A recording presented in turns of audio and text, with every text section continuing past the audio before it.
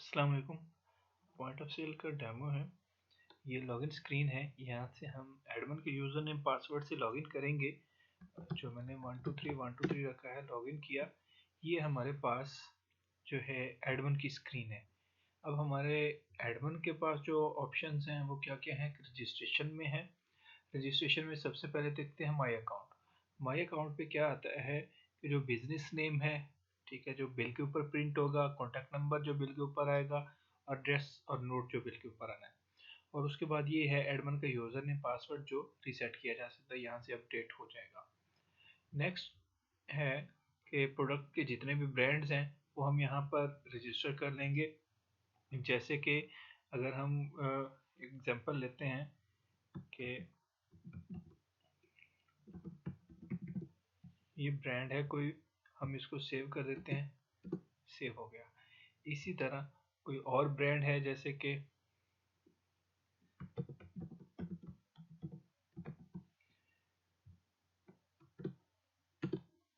ठीक हो गया। इस तरह से हम जितने भी हमारे पास प्रोडक्ट के ब्रांड्स हैं वो सारे रजिस्टर कर लेंगे।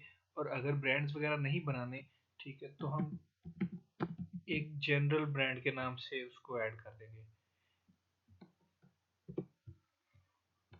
सर्च करना होगा तो यहाँ पर जैसे जैसे उसमें हम लिखते जाएंगे ये फिल्टर होता जाएगा।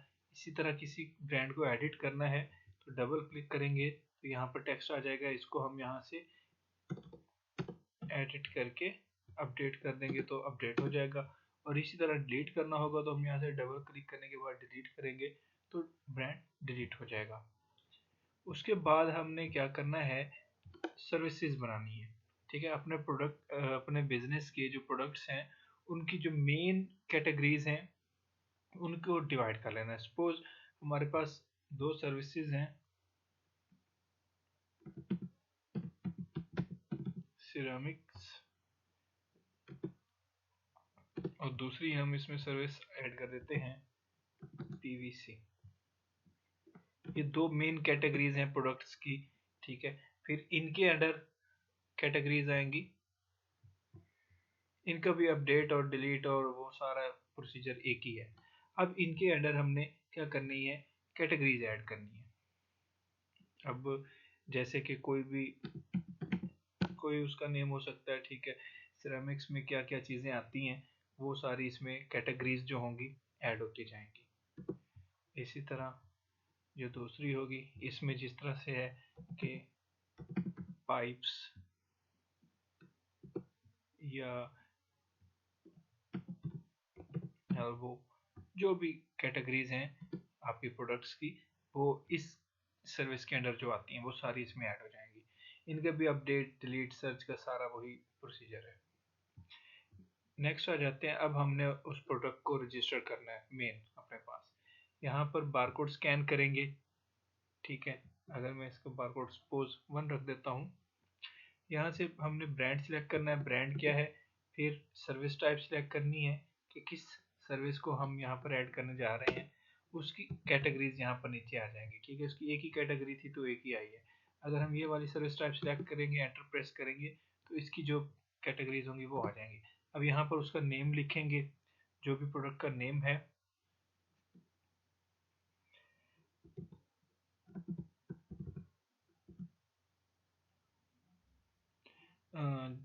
सपोज ये नेम है।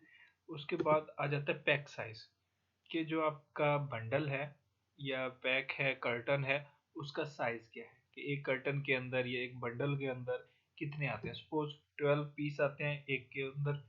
ठीक है, ये कॉस्ट कोड जो है ये ऑप्शनल है।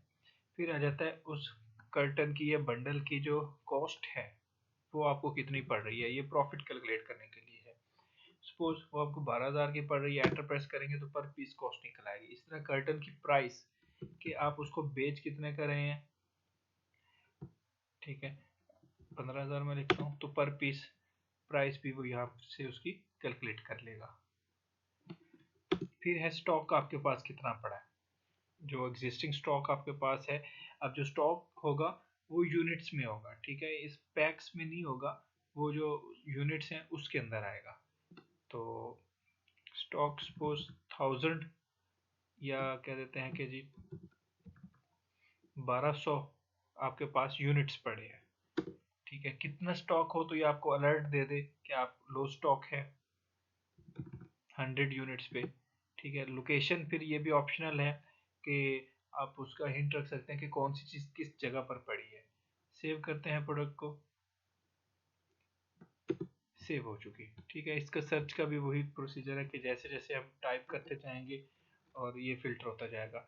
एडिट करना होगा तो हम डबल क्लिक करेंगे, शो पर क्लिक करेंगे तो यहाँ पर रिकॉर्ड आ जाएगा और यहाँ से हम जो चीज़ एडिट करना चाहते हैं हम यहाँ से एडिट कर सकते हैं। जैसे कि अगर इसको हम कोई भी और नेम देना चाहते हैं, 6 इंच इसको कह दे, कोई भी नेम। ठीक है, जो भी हम उसमें करना चाहते हैं अपडेट कर देंगे। रेट्स अपडेट करना चाहते हैं, स्टॉक अपडेट करना चाहते हैं तो वो सारी चीज़ें इसमें हम अपडेट कर सकते हैं। डिलीट करना चाहेंगे तो वही है कि यहाँ पर प्रोडक्ट का आईडी लिखें या फिर यहाँ से डबल क्लिक करेंगे तो आईडी यहाँ पे आ जाएगा और यहाँ से डिलीट कर देंगे तो प्रोडक्ट डिलीट हो जाएगी। नेक्स्ट जो है वो ये है कि हम सप्लायर्स को इसमें ऐड कर सकते हैं, कस्टमर्स को ऐड कर सकते हैं और एम्प्लॉयज़ को ऐड कर सकते हैं। अच्छा, सप्लायर्स को किस तरह से ऐड कर सकते हैं? सप्लायर का नेम लिखें, जिस पार्टी से आप नेम लेते हैं, जो कंपनी नेम है। यहाँ पर फोकल पर्सन का नेम लिखें जिसके साथ आपका कॉन्टैक्ट है। ठीक है, यहाँ पर उसका कॉन्टैक्ट नंबर लिख दें। ठीक है, स्टेटस में एक्टिव और रिमार्क्स ऑप्शनल है। पेएबल में आपने लिखना है कि पहले उसके कितने देने हैं, अगर कुछ भी नहीं देना तो 0 लिख देंगे और इस सप्लायर को हम यहाँ पर सेव कर देंगे। ठीक है, तो ये रिकॉर्ड सेव हो चुका। कस्टमर का भी सेम इसी तरह ही है, जितने भी आपके कस्टमर्स हैं उनको यहाँ से आप पहले ऐड कर लें। ठीक है, कस्टमर का नेम लिखें और बाकी चीज़ें, और इसी तरह रिसीवेबल के ऑलरेडी अगर आपने उसे कुछ लेना है तो वो इसमें ऐड कर दें और सेव न्यू कस्टमर कर दें। फिर आ जाता है एम्प्लॉयज़ पे कि आपके पास जो एम्प्लॉयज़ हैं उनको यहाँ पर ऐड करें।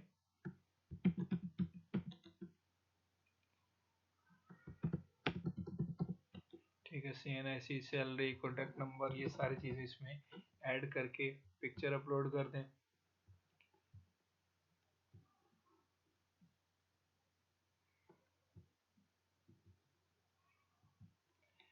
ठीक है, और सेव न्यू एम्प्लॉय कर दें।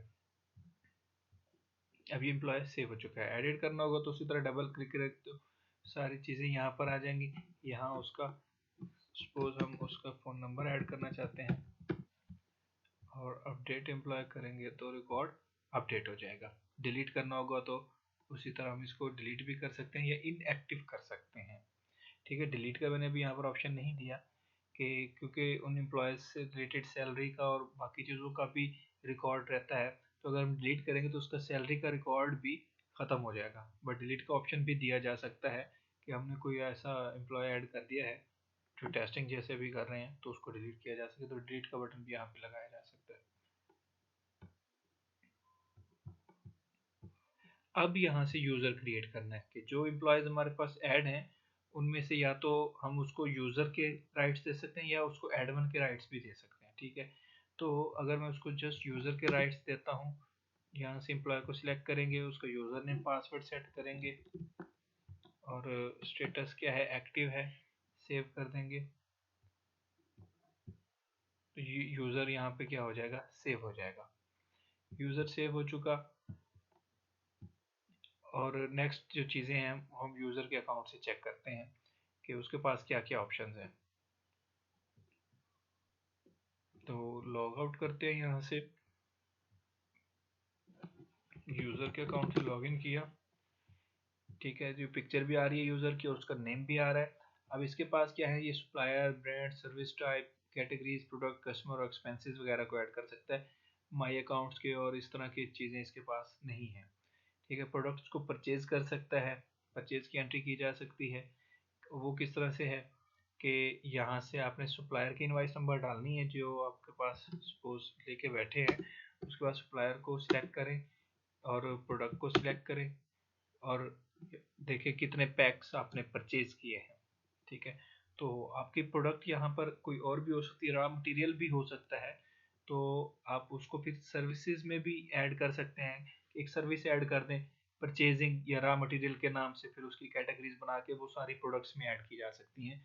और फिर यहाँ पर वो फिल्टर भी लगाया जा सकता है कि यहाँ पर जस्ट जो सर्विस टाइप रॉ मटेरियल है जिनका आपको सिर्फ वही वाली प्रोडक्ट्स परचेज में मिले। तो ये बाकी चीज़ें आपके बिजनेस नेचर पे डिपेंड करती हैं। तो पैक आपने कितने परचेज कर लिए, सपोज 10 पैक परचेज आपने किए, और किस रेट पर परचेज किए कि 15,000 का जो पैक रेट है वो पहले चल रहा है, आपने यहाँ पर किस रेट पे परचेज किया, ठीक है। तो वो ज़्यादा भी हो सकता है, कम भी हो सकता है, ठीक है, जिस रेट पर भी मिले होंगे। फिर कोई डिस्काउंट मिला या नहीं मिला, फिर एंटर प्रेस करेंगे तो बिल में ऐड हो जाएगा। इसी तरह जितनी भी प्रोडक्ट्स होंगी इसी तरह सिलेक्ट करते जाएंगे और यहाँ पर डिटेल में ऐड होती जाएगी और यहाँ पर टोटल काउंट होते जाएंगे। फिर ये है कि उसका सप्लायर को आपने पे कितना किया उसमें से, तो ये बाकी रिमेनिंग में हो जाएगा, उसके पेबल में ऐड हो जाएगा। इनवाइस को सेव करते हैं, इनवाइस सेव हो गई, ठीक है। अगर मैं यहाँ से ही उस सप्लायर को दोबारा सिलेक्ट करता हूँ तो ये देखें उसके पेबल में जा रहा है। इसके बाद ये परचेजिंग हो चुकी। अगर हम स्टॉक देखते हैं प्रोडक्ट का तो स्टॉक बढ़ चुका होगा, ठीक है। ये देखें 1320 हो चुका है। अब इस साथ साथ हम एक और चीज़ देख लेते हैं कि जो ये सप्लायर है उसका लेजर किस तरह से मेंटेन हो रहा है, ठीक है। एक लेजर इस तरह से भी है और कस्टमर का दूसरी तरह से है, वो दोनों चीज़ें यहाँ डिस्कस करते हैं। कि यहाँ देखें कि न्यू रजिस्ट्रेशन के वक्त उसके कोई भी पैसे नहीं थे, परचेज हमने उससे इतने की और फिर उसको इतने पैसे हमने पे किए, रिमेनिंग जो उसका है वो ये रह रहे हैं। फिर सप्लायर को अगर पेमेंट करनी है तो यहाँ से हम कर सकते हैं, सप्लायर को सिलेक्ट किया, ठीक है, ये उसके पेबल आ रहे हैं और हम उसको कितनी अमाउंट पे कर रहे हैं, और बाकी जो है ये रिसीवेबल उसका नया ये क्रिएट हो जाएगा। पेमेंट कर दी हमने। अब दोबारा अगर लेजर देखते हैं तो देखें यहाँ पर ये पे टू सप्लायर ये आ रहा है और रिमेनिंग में ये इस तरह से आ रहे हैं। और इसी तरह कस्टमर हमने ऐड किया, कस्टमर को सेल करते हैं अब, और फिर उसके लेजर्स भी चेक करते हैं, उसका लेजर अलग से है। यहाँ पर अब हमारे पास ये रिटेल या क्रेडिट सेल है। एक ही फॉर्म के ऊपर आप कैश सेल भी कर सकते हैं और क्रेडिट सेल भी कर सकते हैं। अगर कैश सेल करनी है, जैसे किसी कस्टमर के नेम से है, कोई भी उसको नेम दें, यहाँ से प्रोडक्ट सिलेक्ट करें और यहाँ से अब दो ऑप्शंस हैं सेल के भी, या आप पैक में सेल करें, ठीक है, या फिर आप यूनिट सेल कर रहे हैं, ठीक है। यूनिट सेल कर रहे हैं, ये इस यहाँ पर लूज भी हम लूज लिख दें तो आई थिंक और भी क्लियर हो जाएगी चीज़, ठीक है, या पीस लिख दें तो कितने पीस आप सेल कर रहे हैं। तो अभी यहाँ पर मैं अगर ऐड करता हूँ बिल में तो ये ऐड हो जाएगा। अगर रिमूव करना होगा तो यहाँ डबल क्लिक करेंगे तो रिमूव हो जाएगा। अब यहाँ से दोबारा सिलेक्ट करते हैं, अब पैक्स में आते हैं, हम उस एक पैक सेल कर रहे हैं, स्टॉक में देखिए 1320 है। जैसे ही मैंने एक पैक पर यहाँ पर पैक एंटर करके एंटर बटन प्रेस किया है तो यहाँ पर प्राइस भी अब पैक की आ गई है, पहले किसकी आ रही थी, पर पीस की, ठीक है। अब एक पैक दिया हमने, क्या उसको लूज में भी कुछ दिए हैं या नहीं दिए।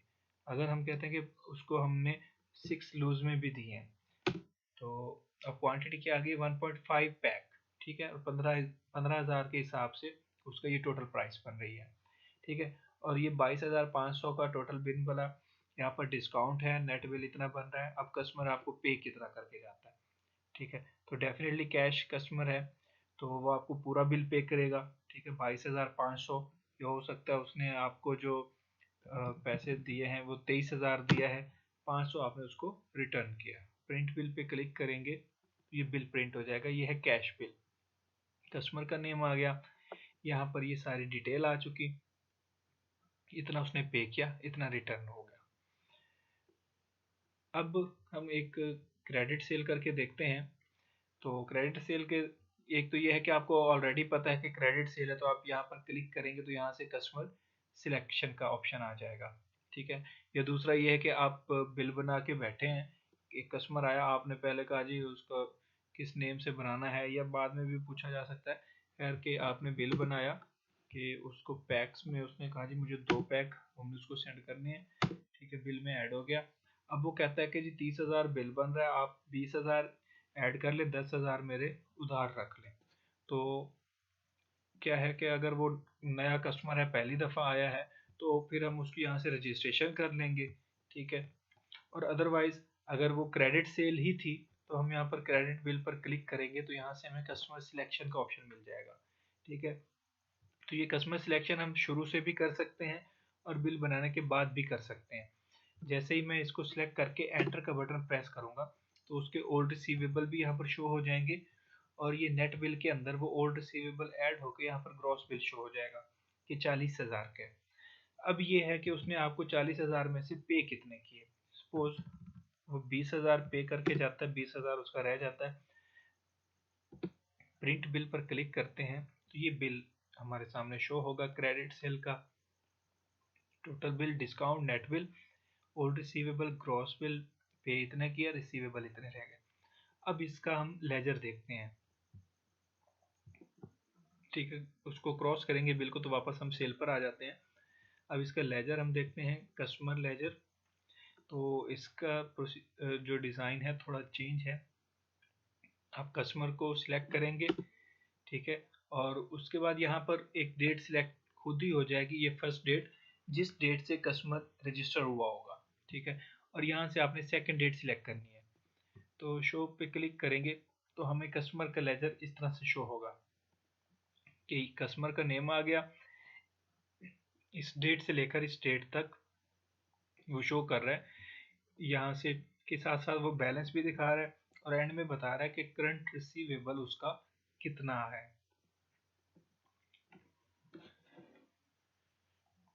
अब एक रिकवरी डालते हैं कस्टमर की।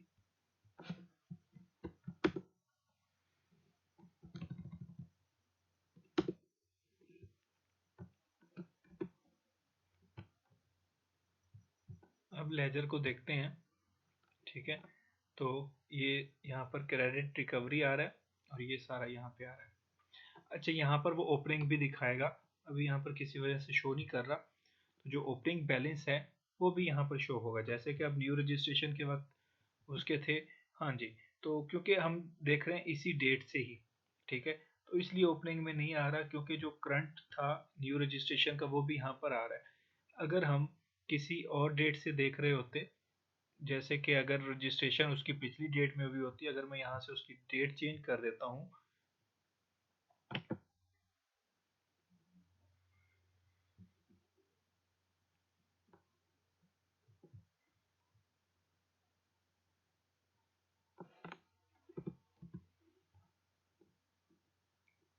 बट ये है कि उसके क्योंकि लेजर जनरेट हो चुके हैं, मैं लेजर्स में जाके अगर उसकी डेट चेंज कर देता हूँ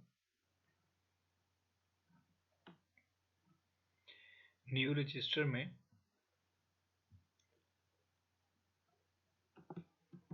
20 कर देता हूँ, तो अब मैं इसको अगर अपडेट करता हूँ, यहाँ से सर्च करता हूँ, तो देखें ओपनिंग बैलेंस भी आ रहा है, ठीक है, क्योंकि अभी डेट सिलेक्टेड है यहाँ पर 11/21 से 11/21 तक।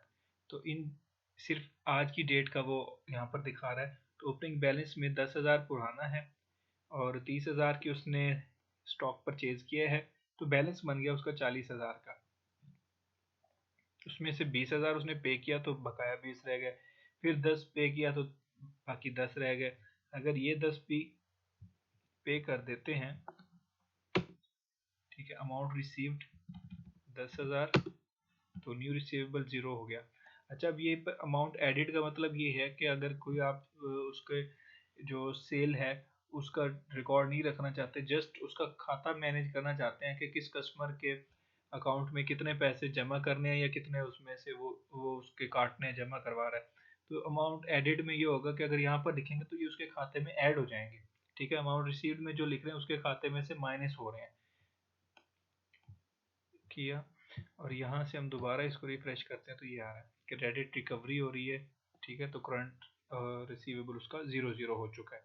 अगर मैं यहाँ से 20 की डेट सिलेक्ट करता हूँ तो पिछली डेट का भी शो हो जाएगा, ये न्यू रजिस्ट्रेशन का भी। तो उस वक्त उसका ओपनिंग बैलेंस कुछ भी नहीं था, तो यहाँ पर हम 0 शो करवा देंगे। तो तो ये लेजर का, कस्टमर का और सप्लायर का है। सप्लायर का भी सेम इसी तरह भी बन सकता है और उस तरह से भी उन दोनों में से कोई एक हम चला सकते हैं। अब बात आती है रिटर्न की तरफ कि सेल रिटर्न अगर करनी हो, जैसे कि मैं यहाँ से एक क्रेडिट इनवॉइस बना देता हूँ इसी कस्टमर के नाम की, ठीक है, कि 6 पीस हमने उसको दिए 7500 के और उसने हमें कुछ भी पे नहीं किया। 7500 का उसकी तरफ नया रिसीवेबल जनरेट हो चुका। अब हम यहाँ से सेल रिटर्न पे जाते हैं और यहाँ से क्रेडिट सेल रिटर्न सिलेक्ट करते हैं। सिलेक्ट किया, प्रोडक्ट सिलेक्ट की, कितने पीस हैं कि उसने उसमें से 5 पीस वापस कर दिए, ठीक है। 7500 इससे हमने लेना था, उसने हमें 5 पीस वापस किए जिसका बिल बन रहा है 6250, ठीक है। अब हमने उसको पे कितने किए, क्या हमने उसको कुछ पैसे वापस दिए हैं, या अगर हम उसने उसको कुछ भी पे नहीं किया तो जैसे ही हम इस पर क्लिक करेंगे, ठीक है, तो क्या होगा कि ये 6250 जो होगा उसके इन पैसों में से कट जाएगा, ठीक है। 7500 उसने देना था तो उसमें से 6250 आ जाएगा, बाकी 1250 रह जाएगा। और अगर वो कहता है कि जी मुझे 5000 दे दें और बकाया मेरे पैसों में से काट लें, तो जो बाकी बच रहा होगा 1250 वो उसके इस 7500 में से कट जाएगा और न्यू रिसीवेबल ये बन जाएगा, ठीक है। तो ये हमारी सेल रिटर्न है। अब प्रिंट बिल करते हैं तो ये बिल आ जाएगा। यहाँ पर देखें सारी चीज़ें माइनस में जा रही हैं, मतलब ये रिटर्न इनवॉइस है। अब आते हैं इसकी कुछ रिपोर्ट्स की तरफ।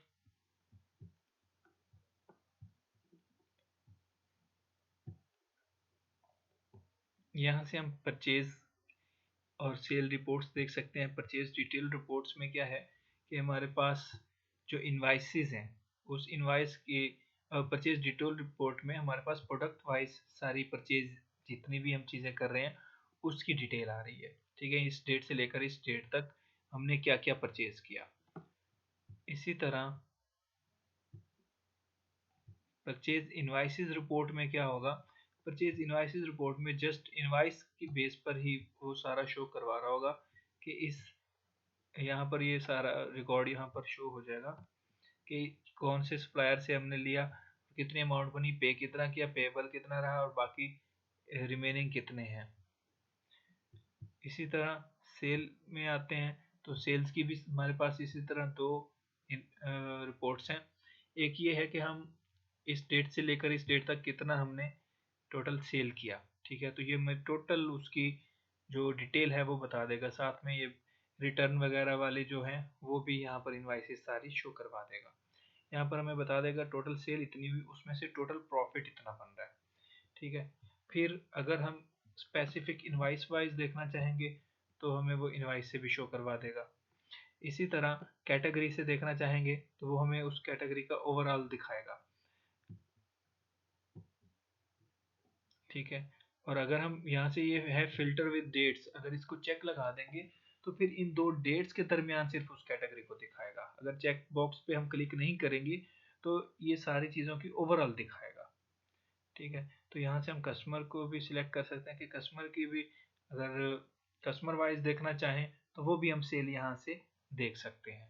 और यहाँ पर प्रिंट पर क्लिक करेंगे तो हमारे पास ये प्रिंट का ऑप्शन आ जाएगा, कौन कौन से कॉलम हम इसमें से प्रिंट करना चाहते हैं, ठीक है। और यहाँ पर टाइटल क्या देना चाहते हैं,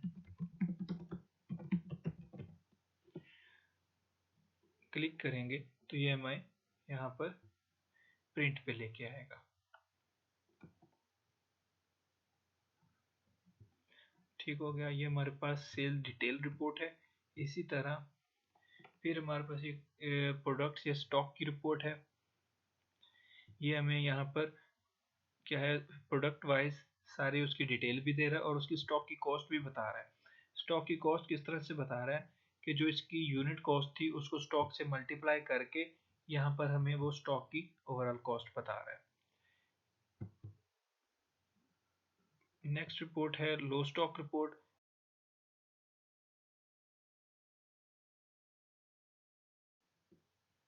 ठीक है, तो ये देखें अब ये लो स्टॉक में आ गया है।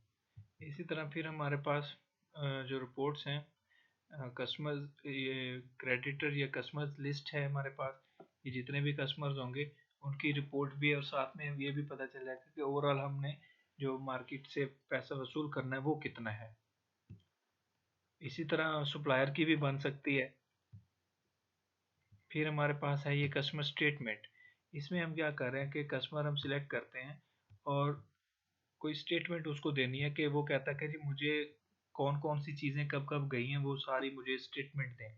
तो ये हम उसको डिटेल भी दे सकते हैं। एक तो लेजर है, लेजर में हमारे पास वो प्रोडक्ट्स वगैरह तो नहीं आ रही होती, जस्ट ट्रांजैक्शन की अमाउंट आ रही होती है।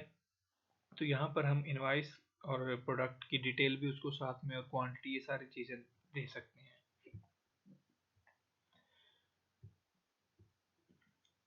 ठीक है, तो ये हमारे पास ओवरऑल एक डेमो था। यहाँ फिर DB बैकअप है, यहाँ पर हम क्लिक करेंगे तो हमारी डेटाबेस का बैकअप बन जाएगा।